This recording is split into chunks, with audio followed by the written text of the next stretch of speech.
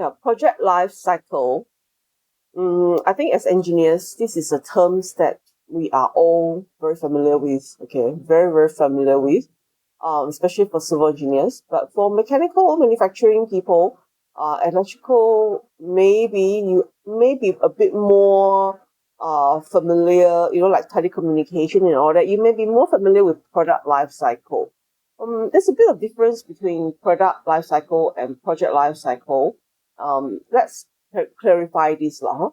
So let's start with project life cycle. So project life cycle is actually, is the time span. It's like everything in this world has a life cycle. So project also have a life cycle. So from the time that the project starts to the end of the life of this project, usually it will means that the coverage is not only construction completion, but after handover, after operation, after maintenance, and then in the end, the project is not doing its purpose anymore, such as, we are going for recycling, demolition. So that will be the end of the project life cycle. So I think the project starting is not only construction starting, it's the very, very beginning whereby we are trying to know why we need this project. So basically, why do we have to go through this? Because you will realize that there's a lot of things to do, within this project life cycle. For example, I would say it's actually providing a basic framework for managing project life, basically. The phases, some of them are overlapping, some of them are actually sequential, some of them is actually repetitive as well. So it's a little bit it's a combination of everything. So basically, there's a lot of activities within the project life cycle, and those are the activities that we as engineers we have to manage. So it's very important for us to actually understand different parts of the project life cycle, different sections, the different components of the project life cycle. I think it's very critical. If you understand project life cycle, you will understand that project will have will need to be managed even as early as the concept, as early as the needs, as early as why the project is coming about, all the way to developing the project in terms of getting approval, doing submission, coming up with the drawings, preliminary drawings, coming up with conceptual drawings, coming up with final detailed drawings, and all the framework to do construction, for example, project plan, timeline, milestones, yeah, and then costing, what is the budget for the project, and then all the way down to procurement, tendering, and understanding the procurement method that we are going for, looking at the right standard of contract that we are looking at to execute the project, the correct procurement method, and then we go into the construction phase.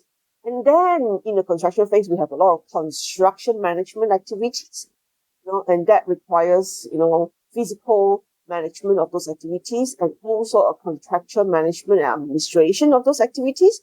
So you can see that there's a very long stretch of a lot of things that we need to do, you see, and all the way down to handing over, commissioning, operation, maintenance, and then also in the end, after years of in operation, we've decided to change purpose, there's many project that now is a bridge, later on maybe a museum, or, maybe a cafe, and then you have buildings that are heritage, at that time it was something else, during the time of its life, something else, and then now it becomes something else. I think we see that a lot, and yeah, then like for civil projects as well, for a lot of these mechanical projects as well, mechanical, electrical, manufacturing, chemical, when you build your petroleum platform, and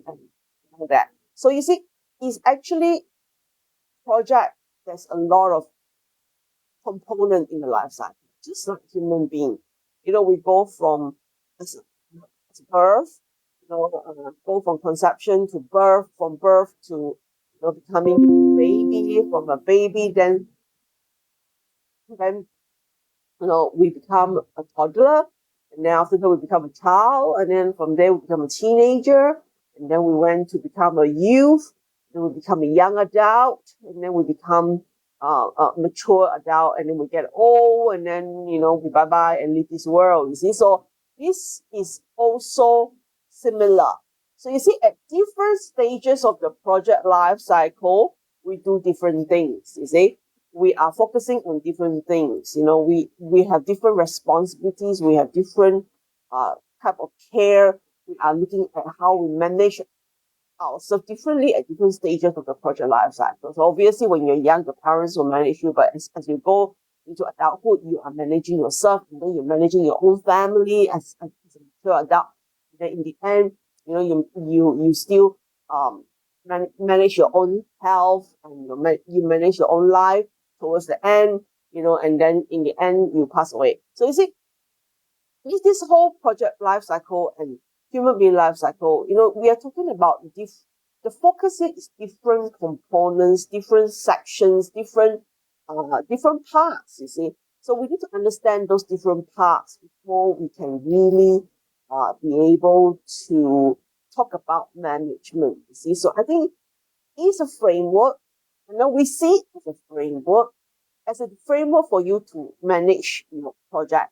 So let's say if you're at the early stages of the project, we are talking about scope management, and that will be a lot focusing on the early start part of the project. Okay, and then when we talk about construction, it's construction management.